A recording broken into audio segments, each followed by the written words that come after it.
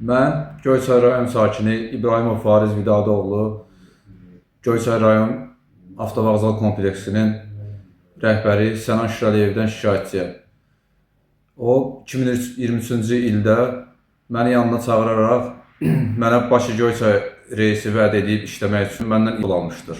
20.000 manat 2023-cü noyabrında və ayrı-ayrı vaxtlarda hər ayın 26-sı məndən 1265 manat pul istəyərək mənə qrafik satacağını vəd edib.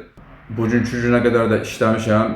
İndi mənim reysimi əlimdən alıb başqa bir Ozal və Şahin adlı sürücülərə veriblər. Məndən alıblar qrafiki, indi avtovağzala buraxmırlar.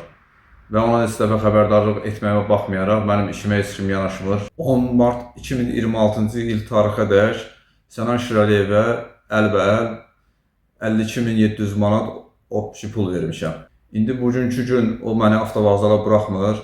Həmin reysi də başqa şəxslərə vəd edib satıb.